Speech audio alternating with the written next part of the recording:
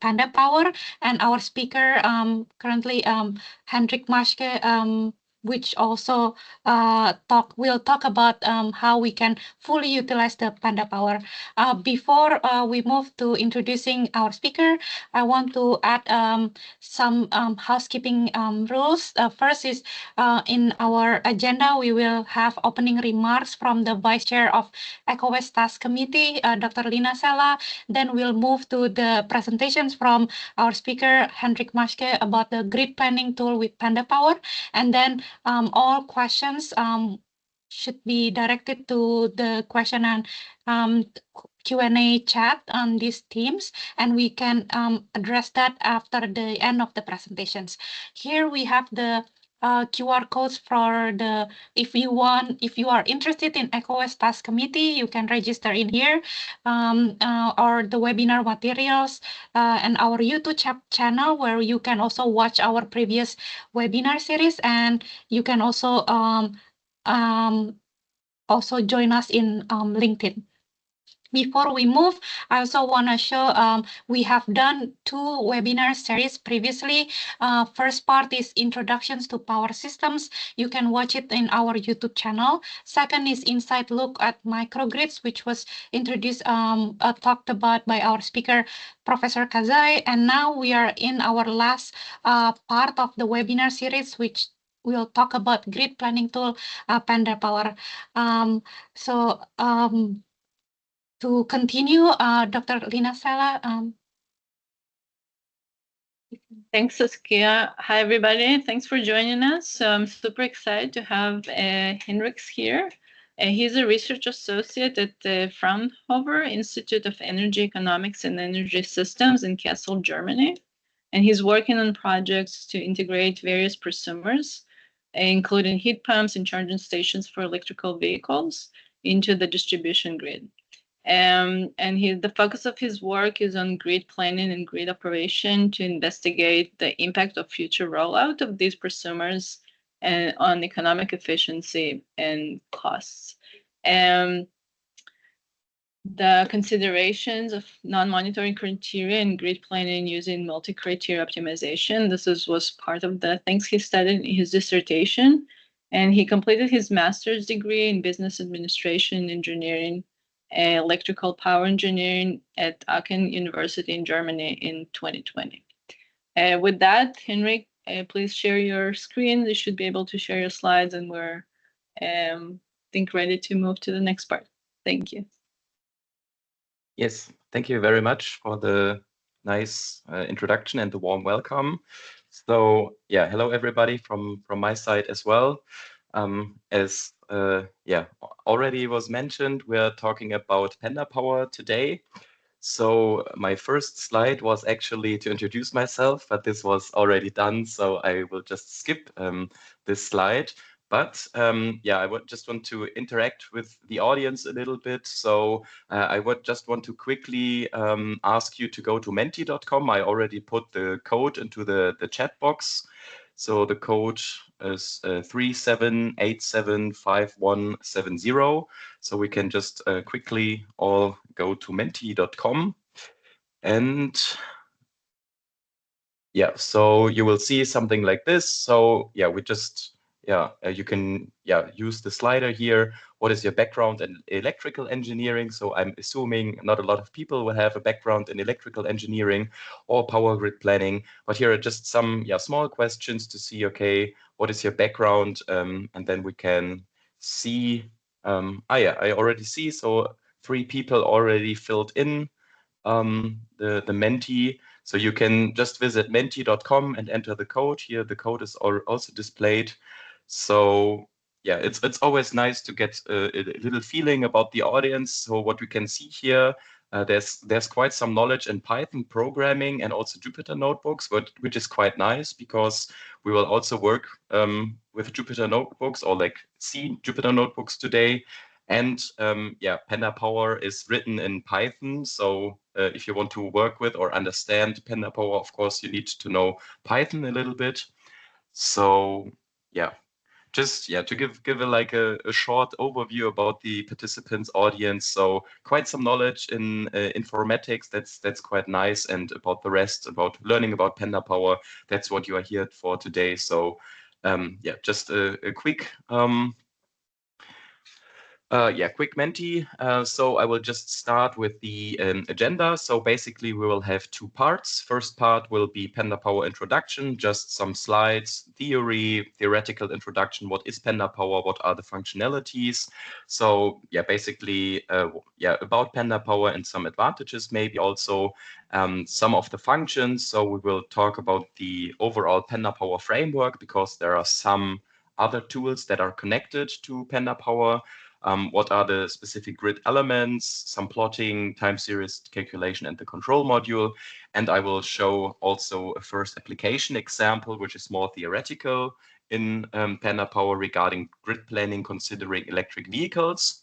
Then we can have maybe a short Q&A session on the theory only, and come to the second part, where I will just show some application examples, so how to run a power flow, show some plotting functionalities, and go to a little bit more into detail about the scenario data, time series simulation, and also Pandapower controllers, which are very important for the time series calculation in our tool here. So let's start right away with the first section. Oh, this is maybe in one sentence, what is Pandapower if you've never heard of it? It is an easy-to-use open source tool for power system modeling, analysis, and optimization with a high degree of automation. So that's in one sentence. Maybe some history on Pandapower. So it was developed in Kassel in Germany, together with the Fraunhofer IEE and the University of Kassel. And it originally started as like an extension to an existing tool. So PyPower is also like a tool to analyze power systems. And we wanted to make the tool easier to use. And we combined, so to say, PyPower and the Python library Pandas together. And this is where also the name comes from. So Pandapower comes from PyPower and Pandas. And joining these both libraries makes Pandapower.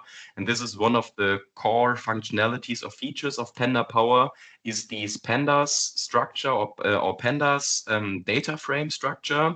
So everything is sorted in like a tabular format. So each of the elements and all the information is stored in data frames. And this makes it like very easy to handle as like a human, but also for like calculations to handle all the different operations.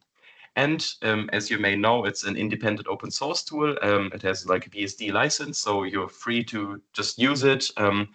And we have our own homepage. We have a broad documentation website and our own GitHub repository, of course.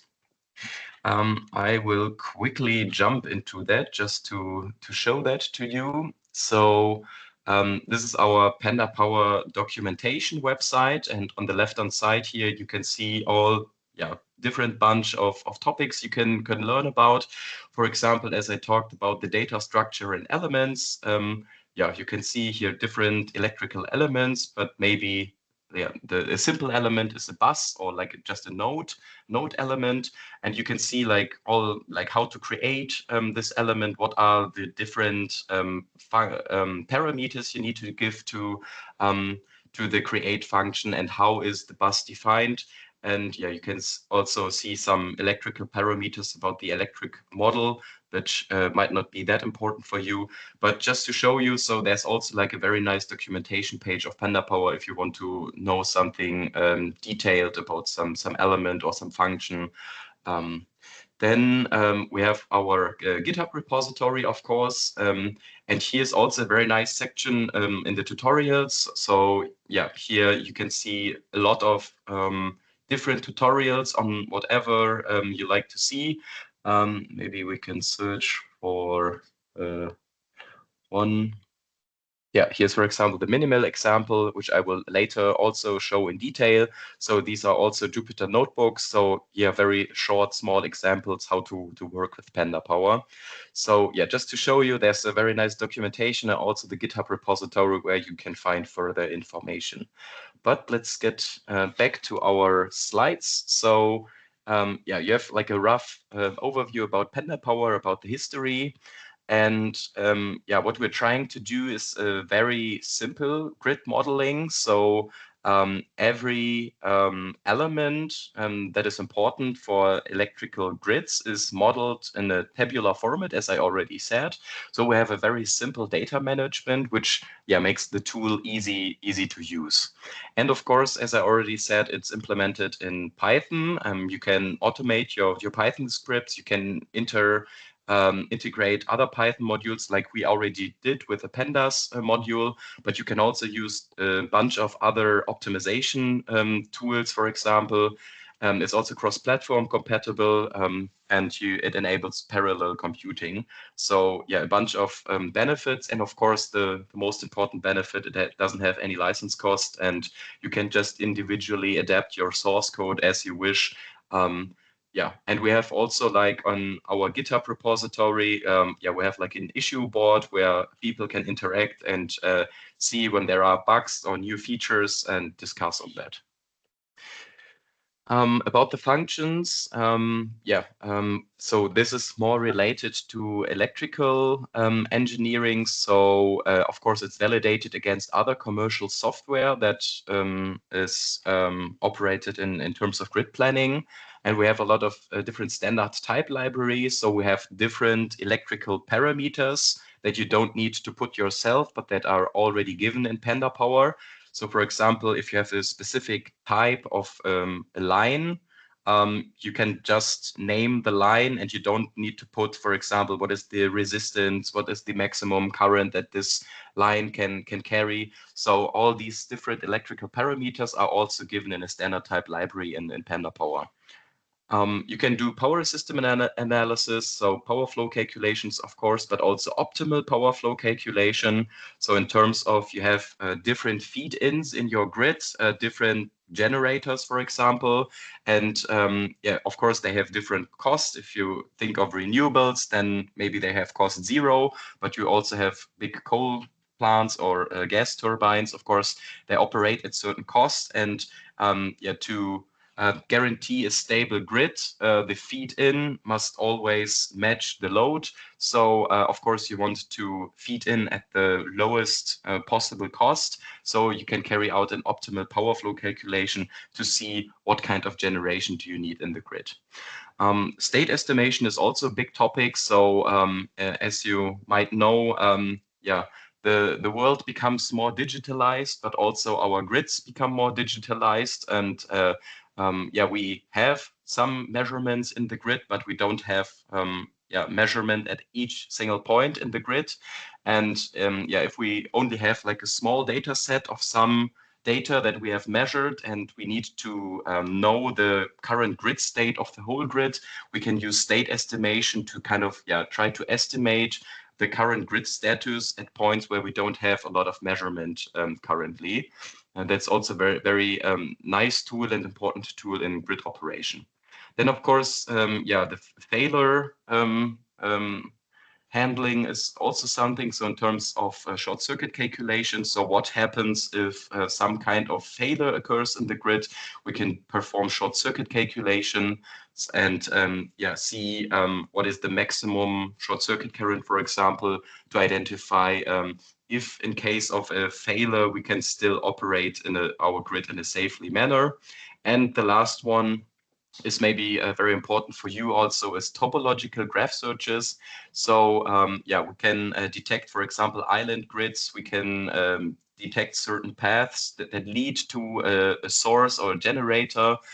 So we often need topology searches also in electrical grids to yeah, identify are there unsupplied buses, for example, are there island grids, how are the paths depicted in the grid, yeah, to guarantee a safe and also the supply of every customer in the grid.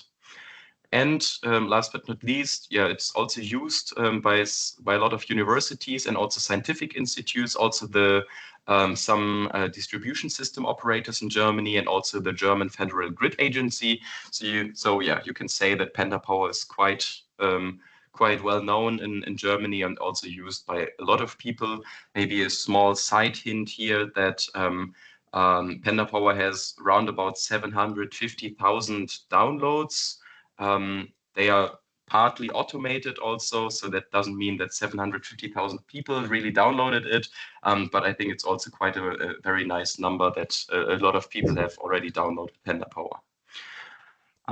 Then I will continue with the Pandapower framework. So I already talked about, there's of course Pandapower, but there's also some tools around it. And one tool that is unfortunately not mentioned here is PandaPipes. So we have Pandapower with all the functions I already mentioned. So the topology, the short circuit, standard pipe library, state estimation, some plotting in the Pandas format, but we have the same thing. So this is for electrical grids. We have the same thing, which is called PandaPipes for pipe grids. So you can, for example, also do the same for hydrogen grids or for gas grids or heating grids also. This tool is also like very close to Pandapower. And I will also provide the link later on that you can also inform about PandaPipes then. But speaking of Pandapower, we also have a tool called PandaPlan. PandaPlan is more like only used at our institute, but I just want to give you like an idea how the whole thing is working and how Pandapower is also used at our institute. So at the beginning, of course, you have some kind of grid data. The problem here is that a lot of different grid operators use different formats for their grid data. So there's no like standard grid data formats. So there's Power Factory, PSS Incal, NEPLAN, whatever, SIM, CGMS. So there are various different formats where the grid data is maintained also for the grid operators. And the first step is always to convert this data into a Pandapower readable format. So the input converters is like a very big topic because you need to, first of all, transform the available grid data into a Pandapower format. That's the first step. And the second one is also scenarios, because if you want to investigate some kind of scenario or like prognosis in the future, you want to maybe predict the development of EV vehicle penetration, of PV penetration, maybe heat pumps, then of course you need some kind of scenarios. And this is also like data that you need in order to do your investigations, of course, with Pandapower. And there are also some tools in Pandapower that can work with scenarios. But the tool PandaPlan then has like additional features in regards to grid data and also scenarios. So after providing grid data and scenarios, of course, then you can work with Pandapower, do your analysis. And speaking of this, we have like 3 big topics that we consider. So the first one is grid planning. So of course, you want to know in the future, are our grids safe? Can we operate them? Do we need some grid reinforcement or grid extension measures? So you can analyze the grid and from this can say what kind of specific measures do you need to do? What line needs to be replaced? Do you need new transformers maybe? And what is also the cost of that? Then, of course, you can do grid analysis. So in terms of what are the grid losses? How much more capacity can we even fit into the grid, and how reliable is our grid? For this, also the topology restrictions are important. So for the N-1 analysis, basically means if one line fails, all the other lines still need to be able to carry the whole load of the grid. And of course, you need topology analysis for this because you need to know which line is connected to each other, which of them are parallel to each other. So you also need to analyze this. And the third one is grid operation. So if we assume we don't need any extension and we don't have any failure, so just when we operate our grid, what are the switching positions that we have? How will our prosumers behave in the grid? So in terms of time series simulation, you can also have, for example, different approaches to control certain prosumers. For example, if you think of electric vehicles, of course, you can just come plug your car and charge, but of course, there are also other mechanisms like pricing signals. So you charge in a period where there's a very low price, for example, or for example, based on the grid status. So you're only allowed to charge when there's like a very good status in terms of the grid load. So there are different approaches, and you can analyze them with time series simulation. So you can do, for example, yearly simulation or whatever time scale you need. So this is more like the big picture. So besides from Pandapower, of course, you need input data. And then depending on what kind of analysis you want to do, you can also use different tools that can work with the results from Pandapower. And as I mentioned also, of course, there's Panda pipes for working with pipe grids. I was talking already about the standard types. I think that is not that important for you. Maybe just to mention it, so there are just different standard types, and as you can see here, for example, they have different capacities, different current, so maximum current, different cross sections. So you don't need to define every single parameter of the line. So you just have like these standard types, and you can just put them as you like. And of course, every grid operator has his own or different line parameters. This is a little bit about the inner circle of Pandapower, so how the power flow solver works. So in fact, so you have the Pandapower network, which includes all the necessary data, so the load data, the generation data, all the topology data, which element is connected to each other. And then this is like converted into a PyPower case file. So basically this is a different format, and there Newton-Raphson algorithm is used to solve all the electrical parameters to solve the power flow. And there are also other different algorithms that are selectable, but the Newton-Raphson algorithm is like the standard one. And then so PyPower, this power flow is solved, and then it's reconverted into Pandapower and going back as a result into Pandapower. And this might seem like, okay, well, this is very complicated and this might take a lot of time, but in fact, this is done in, I don't know, some couple of milliseconds. So this is very fast. So to solve a power flow calculation works very efficiently in Pandapower.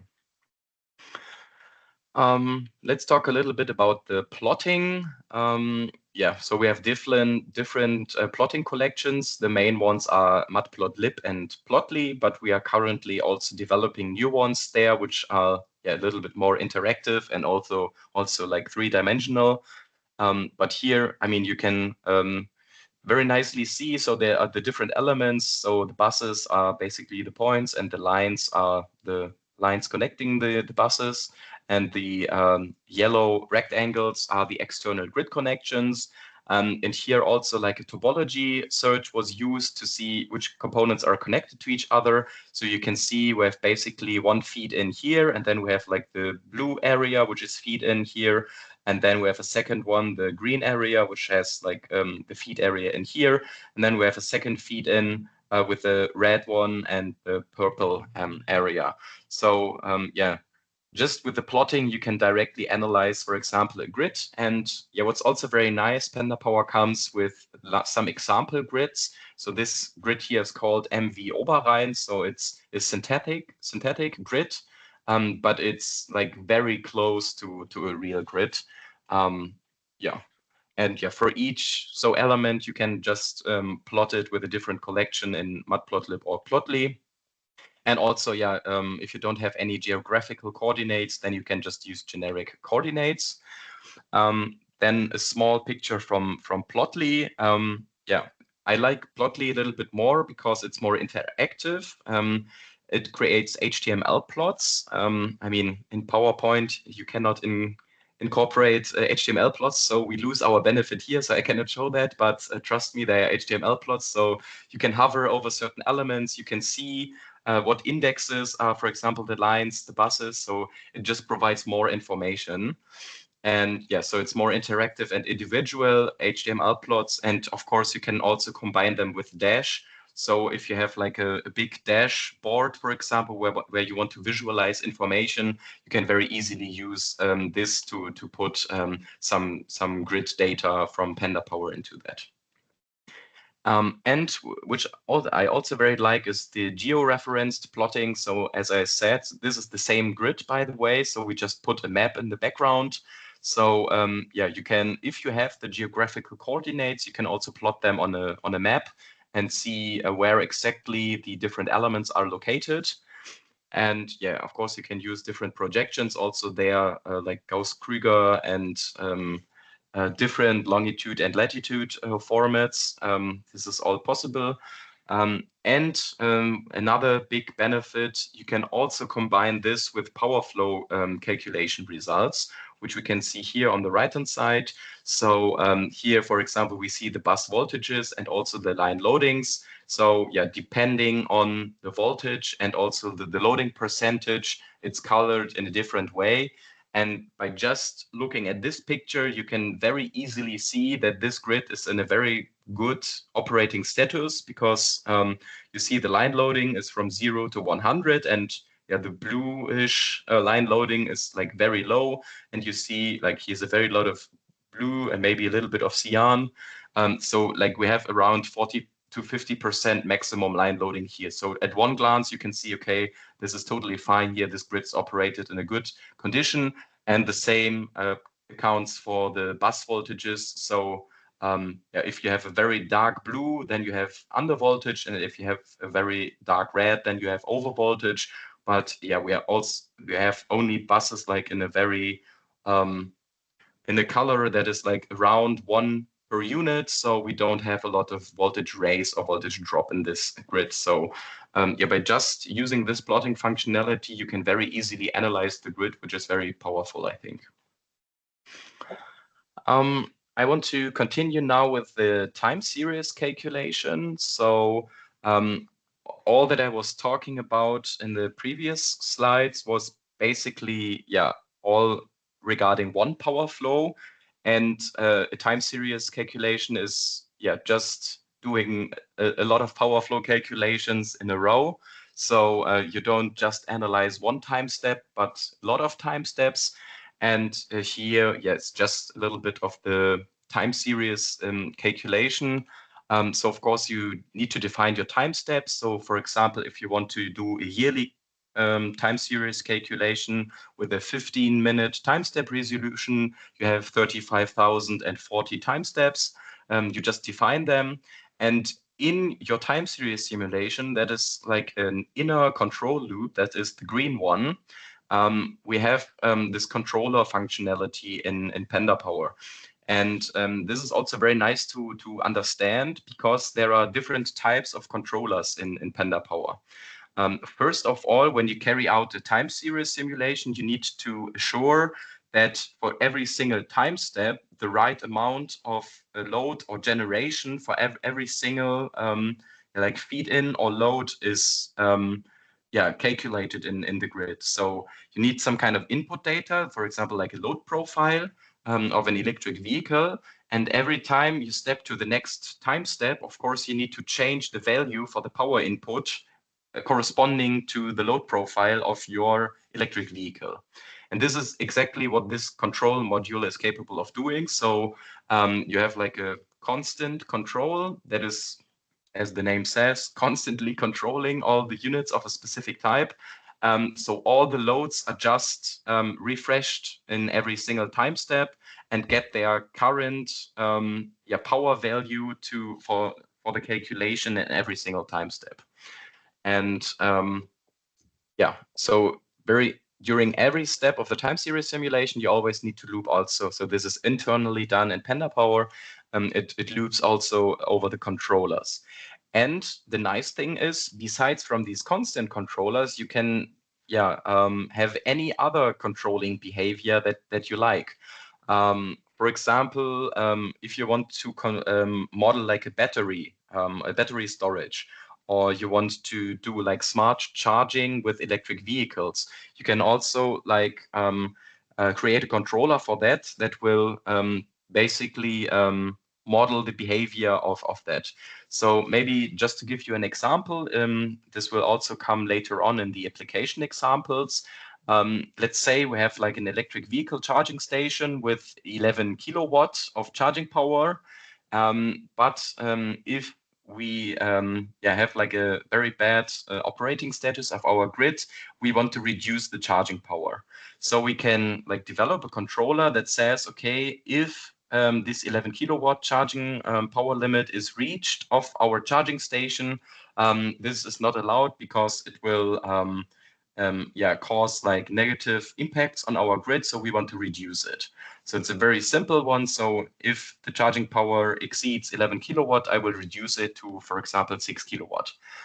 So in every single power flow calculation, the control module is also activated and checked whether all controllers are converged, and to guarantee the specific behavior of these controllers. So basically that's it for the controllers. I just want to do one application example to end the theory of Pandapower, then to come to the practical part. So to look on the left-hand side here, so as I already mentioned, so we have some kind of grid data, and we have different scenarios. So here we have 2023 scenario B, 2023 scenario A, and 2035 scenario A. And depending on the scenario A or B, we have different allocations of these prosumers. In this case, we have charging points.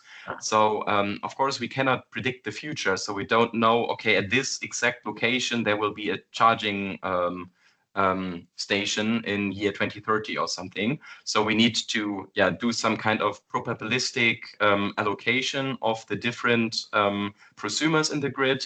So we have like a lot of different scenarios that we need to analyze. And of course, with rising year and rising numbers of electric vehicles, we will have more charging stations. And this is like illustrated in this picture here. So depending on scenario A, B, or C, and depending on the year, we will have like different amounts of charging stations. And as you can imagine, in like if we do like a big grid study, we don't have like one single network, but we have thousands of networks, and we don't have like one scenario. We have like 10 scenarios, and we don't have like 3 different allocations, but 50 different allocations. And so we have thousands of nets, different scenarios, and also different of allocations. So you have like a bunch of calculations to carry out. And this is the nice thing about Pandapower. So it's very efficient and can carry out these large scale studies. And by doing this, for example, just by putting different allocations and investigating scenarios, number of charging points into the grid, we can investigate, for example, the transformer utilization. And with the raising impact of charging stations onto the grid, of course, you will have a raising transformer utilization. And by our analysis, we can say, okay, maybe 70% of utilization of the transformer is critical, then I need to replace it by a bigger one. And you can see, depending on the different scenarios, you can see maybe around 2031 in this specific case, we will reach the critical transformer utilization. So by now, the distribution system operator already knows, okay, we can expect around 2030 that we will get transformer problems. So they have maybe 10 years or something to plan their grid and to think of what kind of actions we need to do. And you can do this for the same other electrical parameters, for example, the voltage band or like line loadings.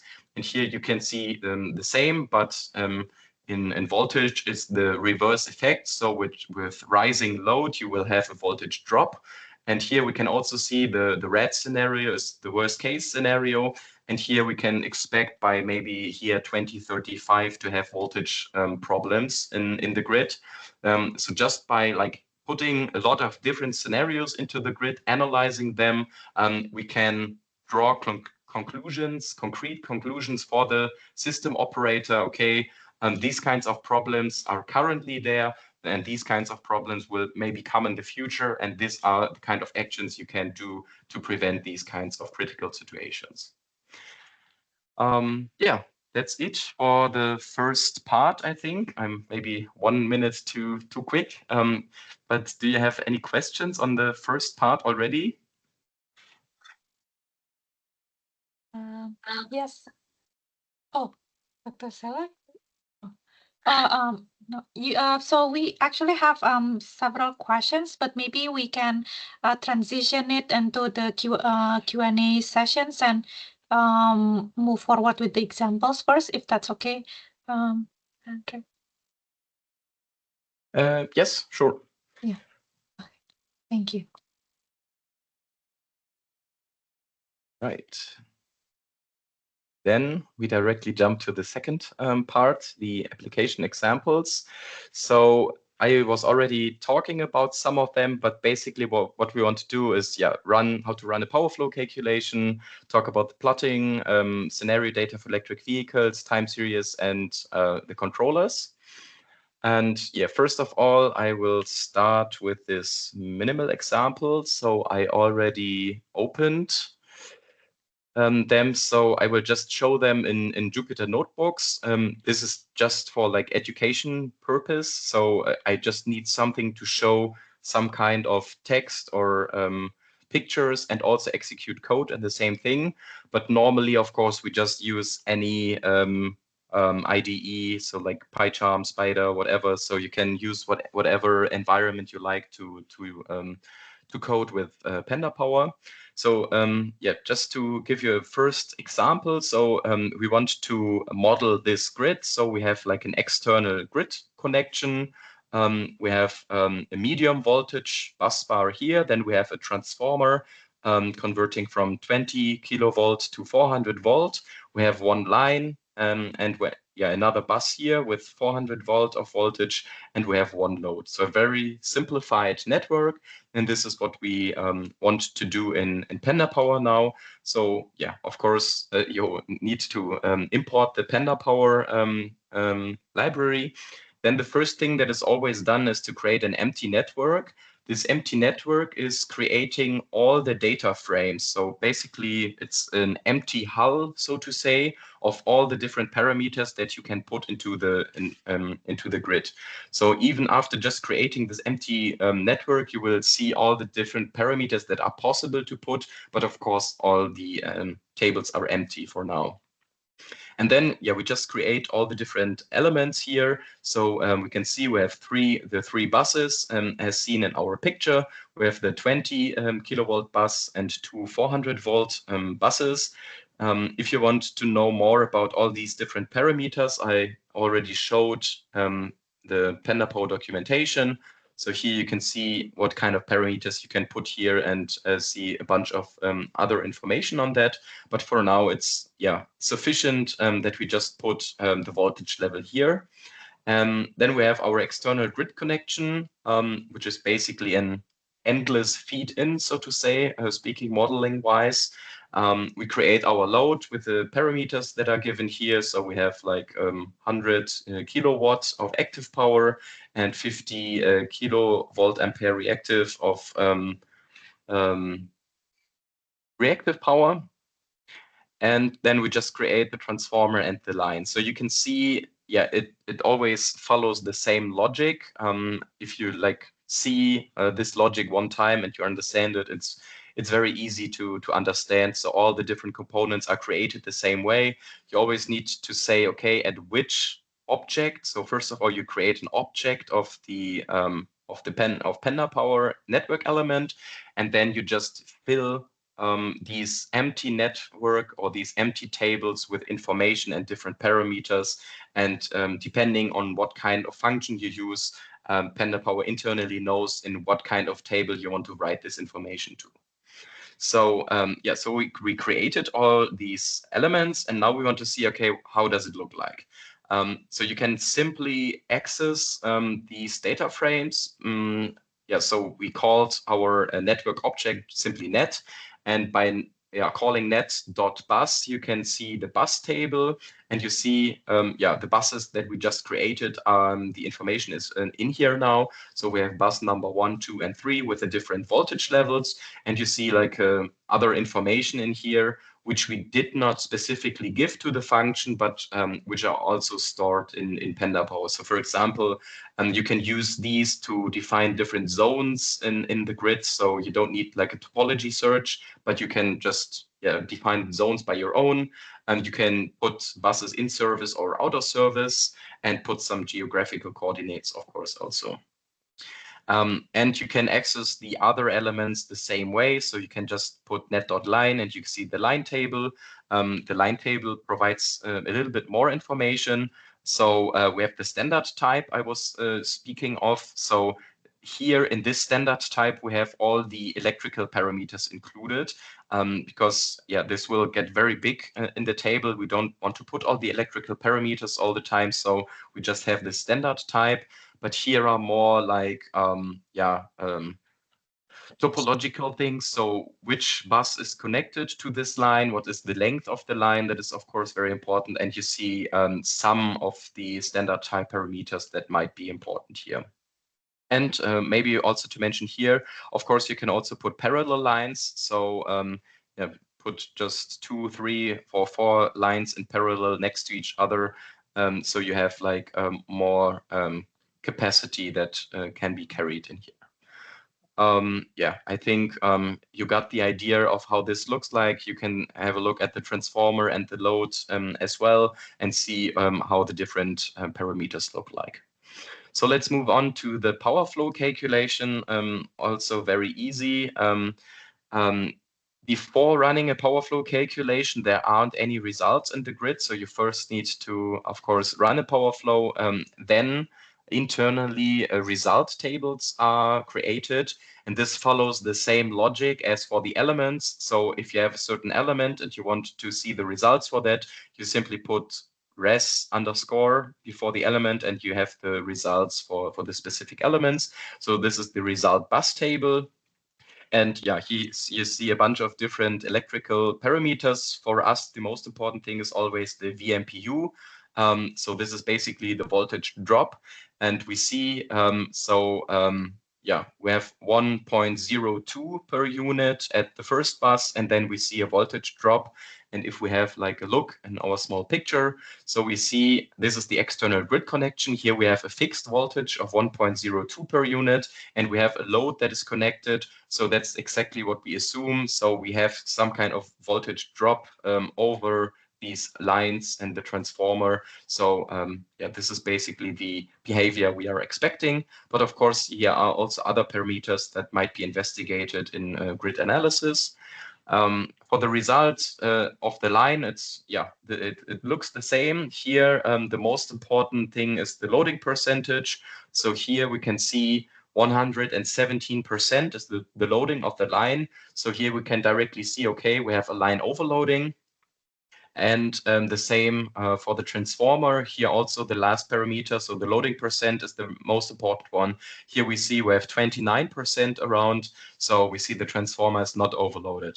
So yeah, we can just analyze, play around with all these parameters. Of course, this is a very simplified example, but yeah, if you have bigger grids, of course, you can analyze all the different elements and see what are the loading percentages and see maybe which lines are overloaded and what kind of actions to do afterwards. Yeah, then maybe a small example on the tap changer. So with a tap changer, you can influence the voltage. So the tap changer is located at the transformer, and by lowering or like putting it in a higher position, you can change the voltage level. So yeah, so we can basically in reality, somebody can go to the transformer, pull a trigger, and then lower, for example, the voltage if it's necessary in the grid. And if we do so, we can see we have a different result for the buses. So let's compare. So here the second bus has 0.99 per unit after changing the tap position, and before it was 0.96. So we raised the voltage by around 0.0 per unit, 0.03 per unit, just by putting our transformer in a different operating position. And maybe one other nice example is the switches. So of course you can put switches into the grid also. So we can just create it. You just need to define where to put it. So we put it here between bus number 3 and the line. So in this picture it would be here. And we set the parameter closed to false. So basically this switch is open. So what we did is we disconnected our load from the grid.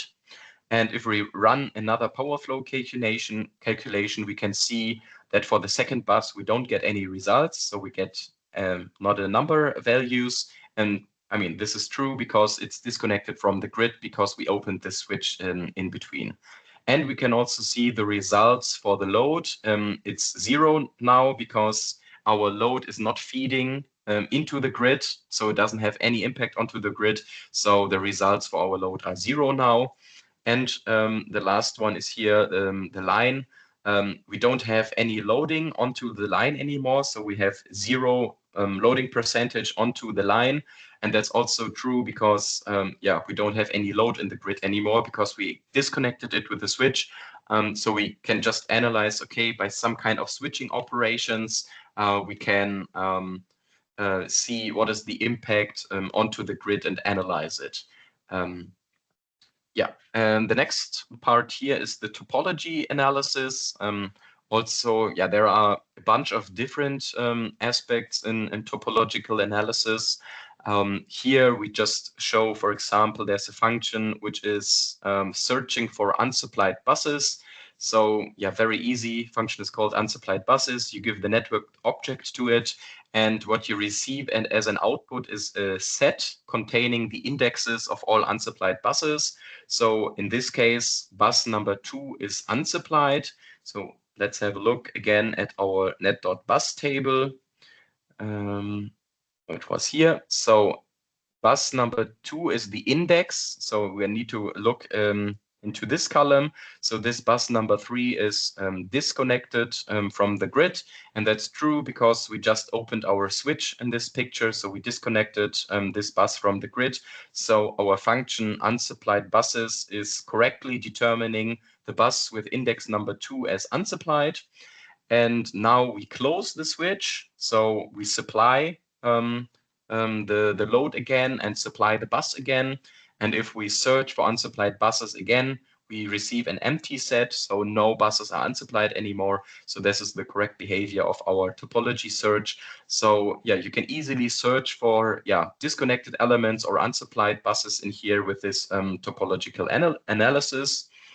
And we also have nice functionalities regarding NX graphs. So you can convert the grid into an NX graph, which only contains nodes and branches.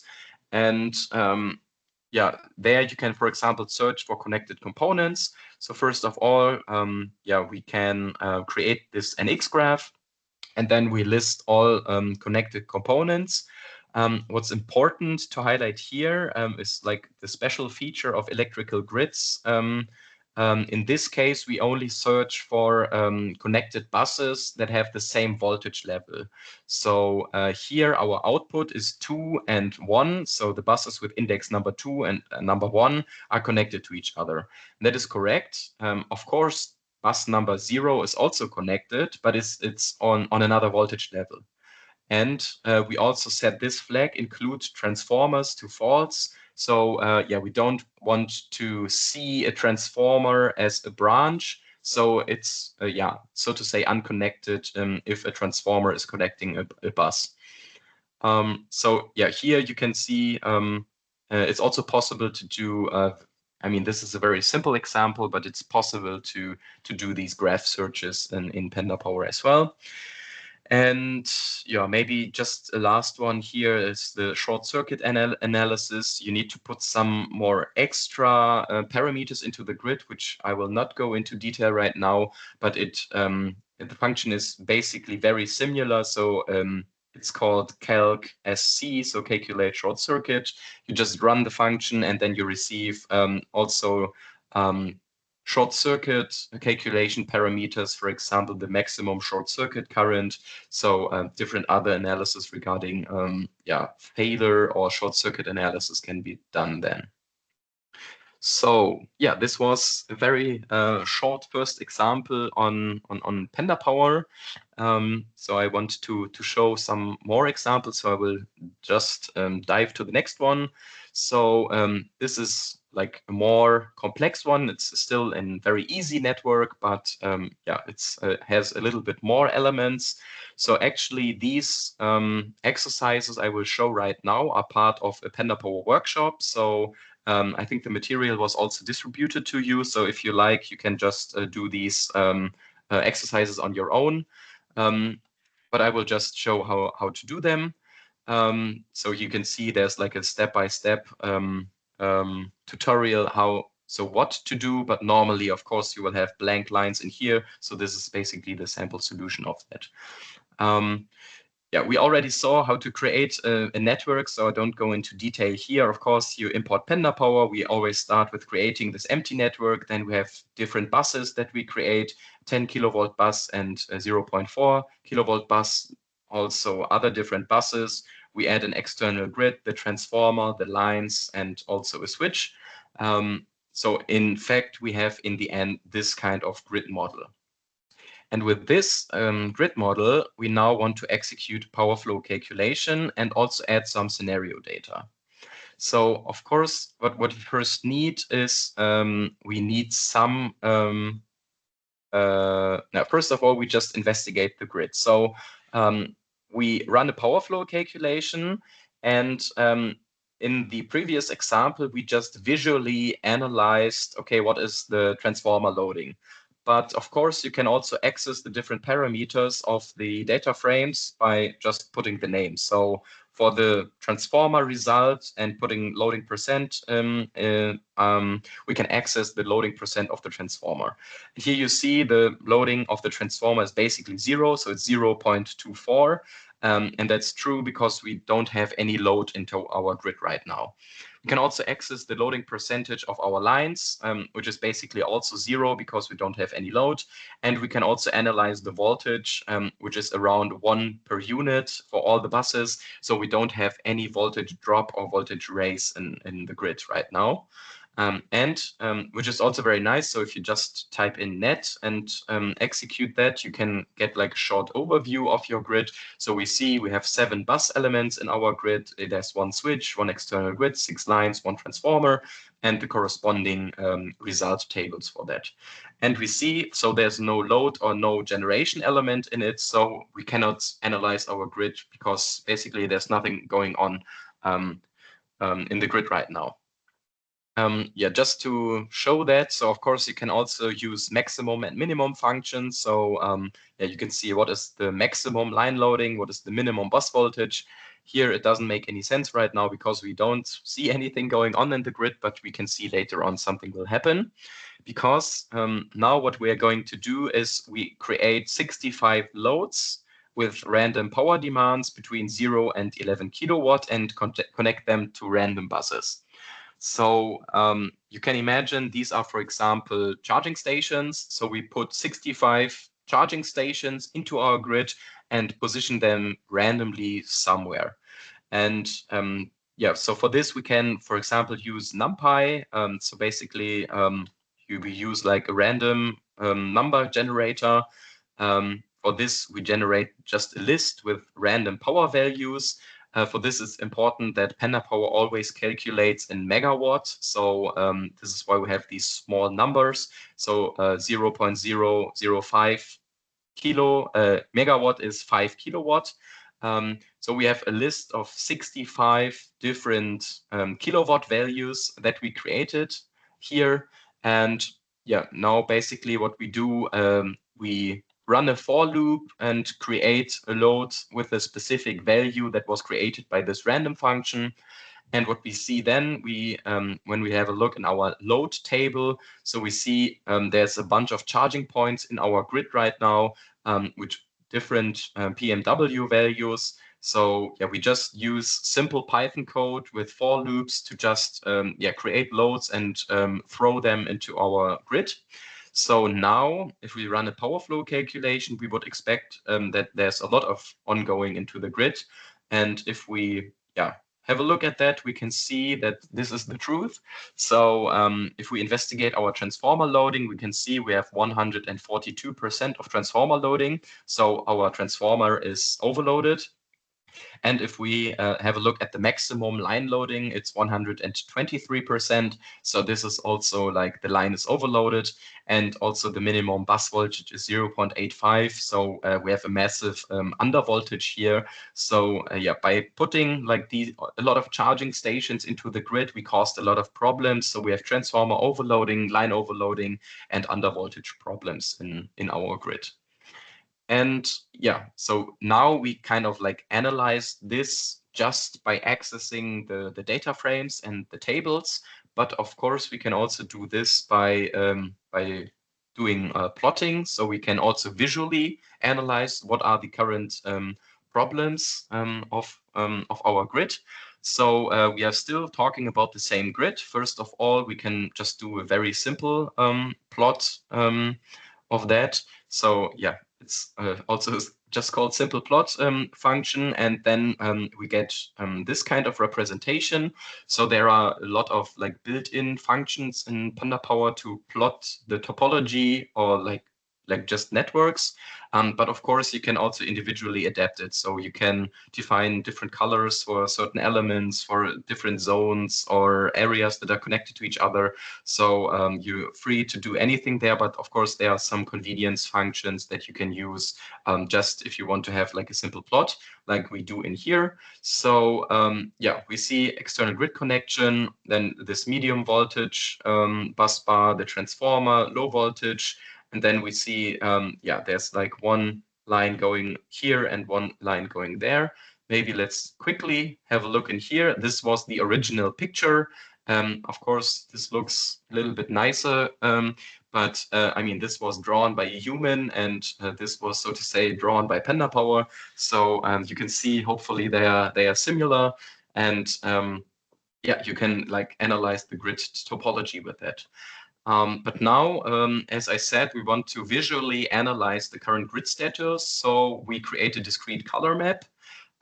Just one small hint, if you didn't know, if you don't know about like a function in Jupyter Notebook, you can just put the function and put a question mark after the function, and then you can see all different bunch of information about the function, the doc strings, all the parameters are listed in here. That's a very powerful thing to know when you work with Jupyter Notebooks, just to mention this here. But we wanted to do the color maps. So basically, first of all, we just run a power flow calculation, and you just define, okay, what section of color, what like section of load and voltage is connected to which color. And you just map that on the power flow calculation results of the grid. And what we receive here now is this small picture. So don't get confused. There are like two things ongoing here that might confuse you. So first of all, here is no connection because this is the transformer, and we don't visualize the transformer loading here. So we just analyze the lines in here. So that's why here's no connection. So if we compare it to this topology, this connection is missing because this is simply the transformer. And maybe you've already seen this connection is displayed in here, but this is just an open switch connection. And as you can also see, the line loading is 0. So it's 0 to 50, but the line loading is 0 in here. So this is like an open switch. But in here we visualized also the switch the open switch connection. This is why this is plotted. But of course, you can adapt it individually. You can also say, okay, please respect the switches. Then you wouldn't see any line in here. And you can also put like a representation for the transformer here. But here, so we focused only on the lines, no transformer in here. And we know that here is an open line connection, so to say. And yeah, just by our very small discrete color map, we can analyze the grid. So we see, okay, there are gray buses, there are blue buses, and there are green buses. Gray means voltage from 1 to 0.95 per unit, and that's okay. That's a normal grid operating status. 0.95 to 0.9 is still okay, but you shouldn't get below that. So all the buses that are in the green area, you can directly identify, okay, they see a massive undervoltage. And that's also what we are expecting, because the more far away you get from the station, the more voltage drop you see. So this is like the farthest away point from the transformer station. So this sees the biggest voltage drop. And we can also see the same for the lines here. So we see here we have like red lines and green lines. And we see, okay, the red lines are highly loaded. So they are loaded from 100 to 80%. And the green ones are loaded from 50 to 0%. So here it's the other way around. So the closer you are to the station, the more loading you see in the line, because as you can imagine, all the energy comes together at this point. And so you see a lot of line loading and a lot of line stress in here. So yeah, by just visually analyzing here, you see, okay, voltage drop at the end of the line is very high, and line loading at the beginning of the line is very high. Yeah, it's a very small example, but I think it's really nice to just see what Pandapower is capable of doing in here. So I will jump to the last exercise then. I think I have 10 more minutes left, so I try to keep short. So the last one is running a time series simulation with controllers. So we have like 2 points in here. So first of all, in the previous examples, we just conducted one power flow. Now we have several power flows in a row, so a time series.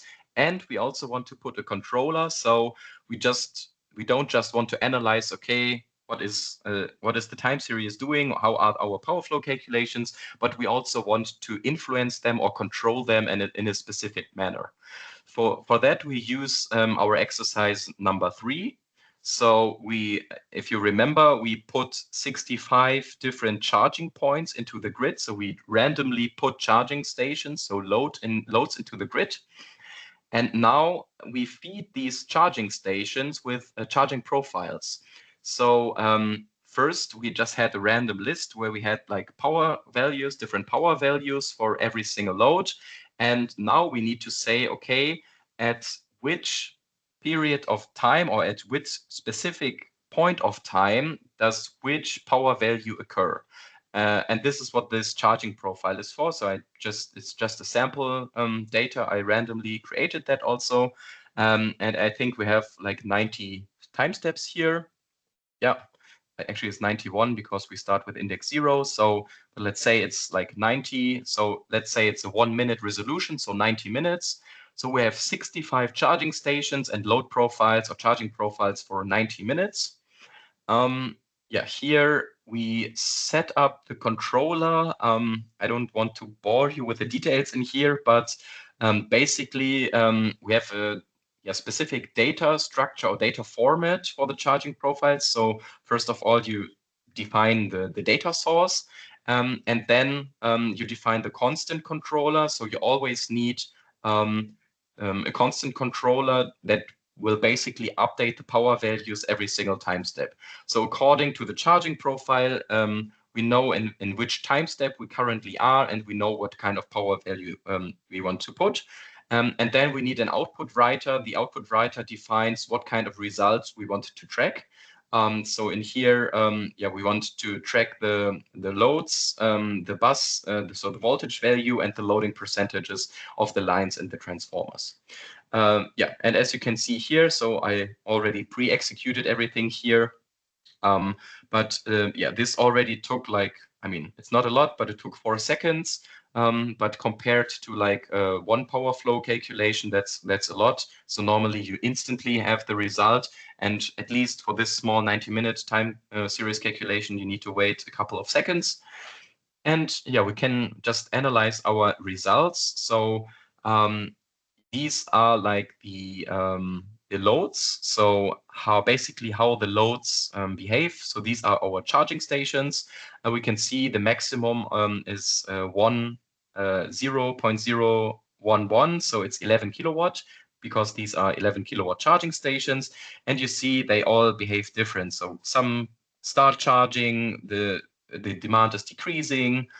Some are not charging at all. So there's like a bunch of different charging behaviors here for these loads. And for this time series simulation, we can also have a look then at our transformer loading. So depending on how many cars charge at the same time, so depending on the simultaneity factor, of course, the transformer loading is different. And we can see throughout the 90 minutes in here, we see a bunch of different transformer loadings. Yeah, but here again, you can see at one glance what, yeah, the most interesting part for the grid planner is what is the worst case. And you see, okay, the worst case is, I don't know, 45% or something of transformer loading. So at one glance, you directly know, okay, we're good to go. We're in a safely operated grid. Everything is fine. And now, of course, you can start working with the data. You can see, okay, here's kind of a valley. Why is here a decreasing demand? Maybe we can shift some demand in here. So you can start playing around with the results here. So this is for the transformer loading. And this is just a different representation. So this is like a box plot. So we packed all the information in one graphic in here. This is a very nice overview. You can also see directly here what is the maximum, what is the minimum, what is the median value. And I think this is like in this box, 50% of all the values are in this box. So yeah, it's just another representation. And we can yeah, have the same for our line loadings. Here you can just see, okay, what is the utilization of the lines? You can see the same, okay, depending on what kind of charging stations are charging at the moment, the line loading differs.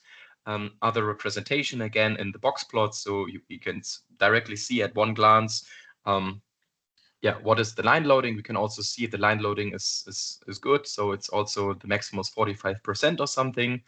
And last but not least, the bus voltages, we can do the same. So we can analyze the electrical parameters here and see, okay, we have different voltage drops throughout the time.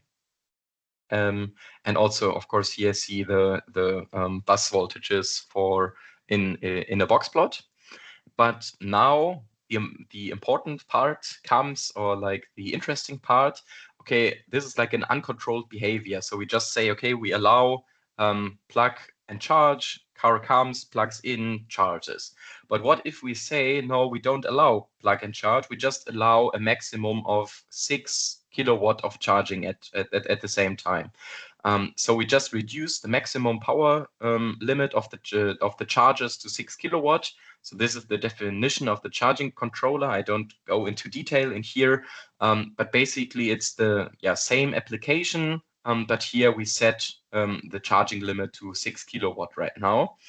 And as you can see, we have a bunch of outputs in here, and we see, this also takes some time. So this takes a couple of seconds again. So yeah, if you put like more controllers in your grid, you have also like an increase in the simulation time.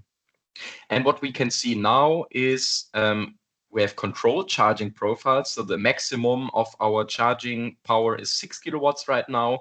So we reduce from 11 to 6 kilowatt. And what's the influence on our transformers, lines, and buses? I mean, we could analyze this now, but it's always nicer to see everything in comparison. So I created these kinds of plots. So this was the box plot with uncontrolled behavior, and this is the box plot with controlled behavior. So by reducing the power from 11 to 6 kilowatt, we reduced our transformer loading by around 15%. And we can see like the same effects for the lines. So with uncontrolled behavior, we see this kind of plots, and with controlled behavior, of course, you see a lower line loading. And yeah, we can see the same thing for the bus voltages in here. So we see a voltage raise because we have a lower load into the grid. So this was just showcasing small example how to put scenario data, how to work with time series controllers, and how to work and analyze these results in Pandapower.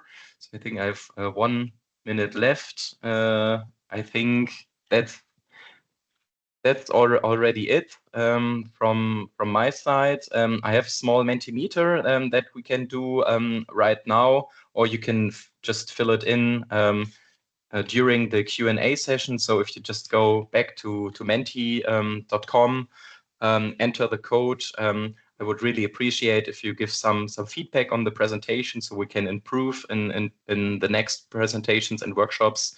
So that's it from my side. Thank you very much for your attention, and I'm open to your questions right now.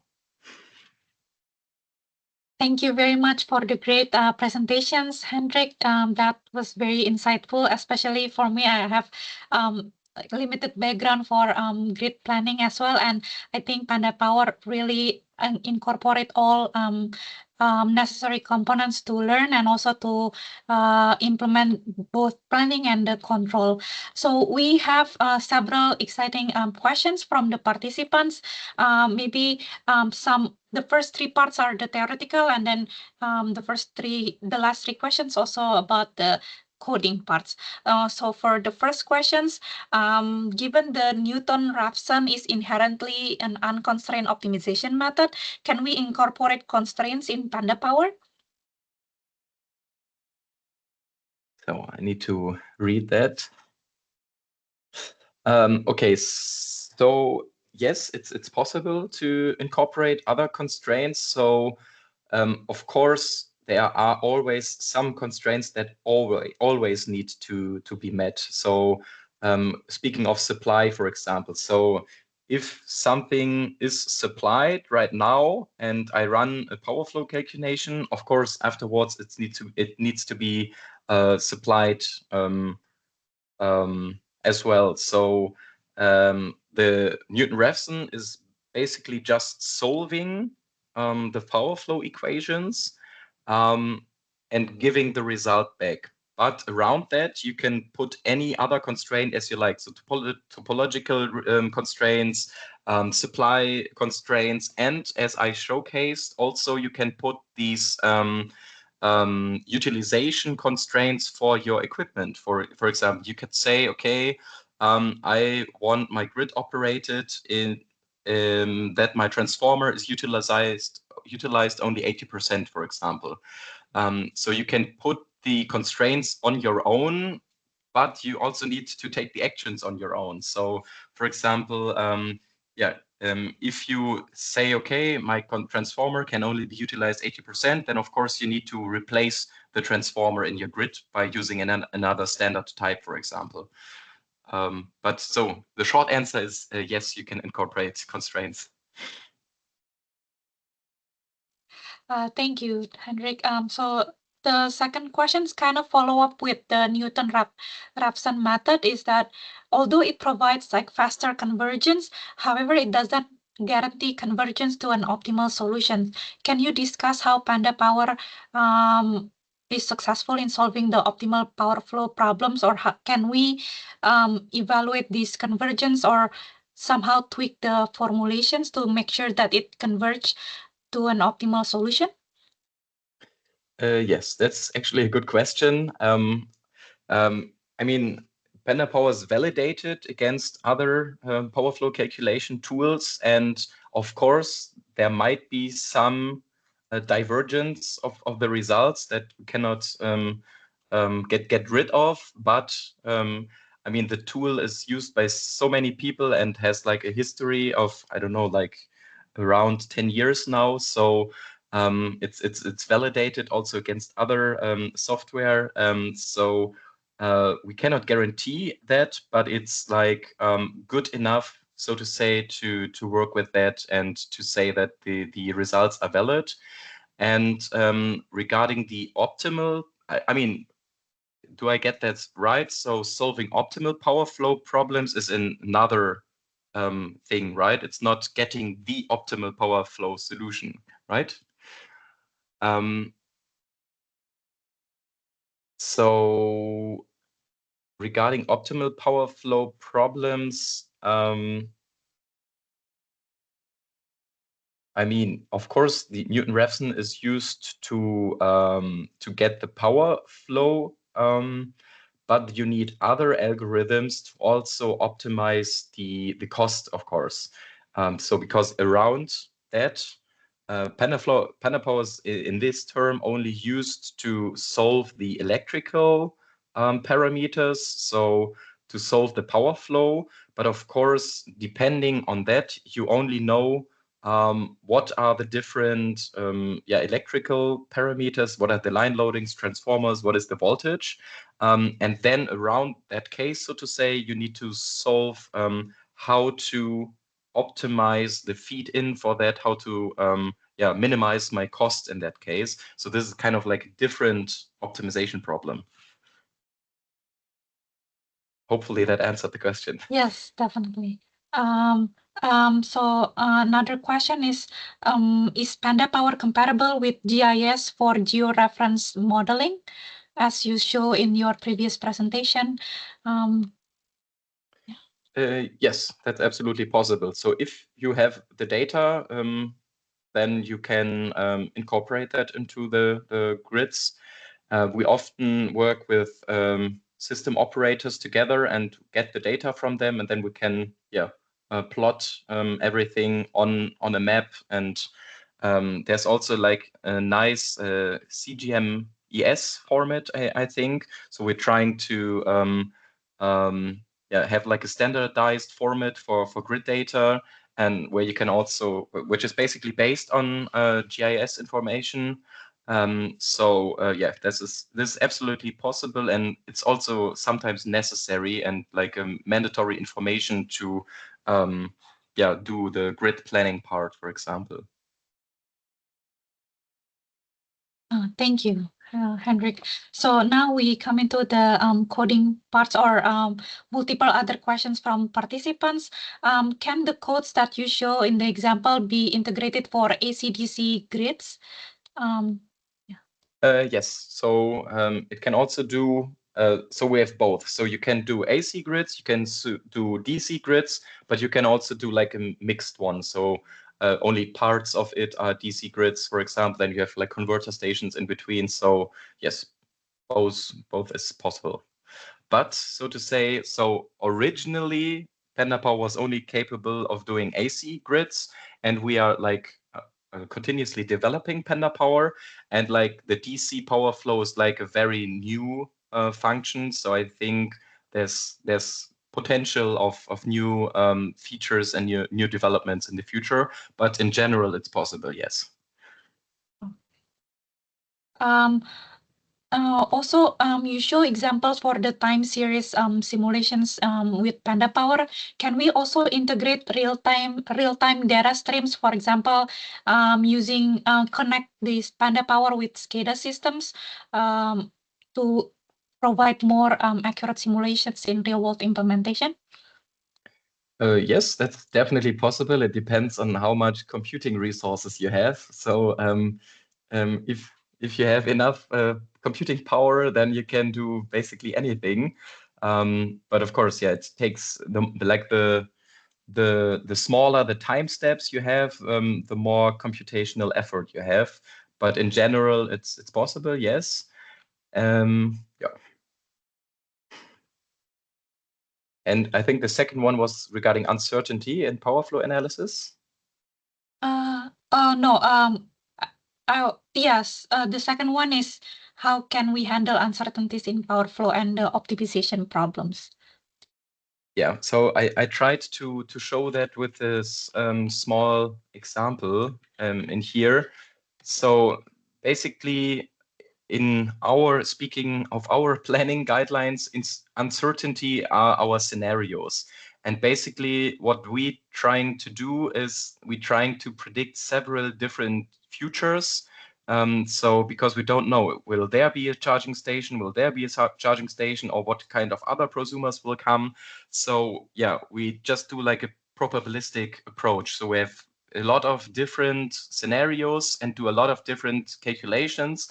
And in the end, we have like a worst case analysis. So out of all these possible futures we have, what is the worst case that could possibly happen? And this is what we use for our planning guidelines then.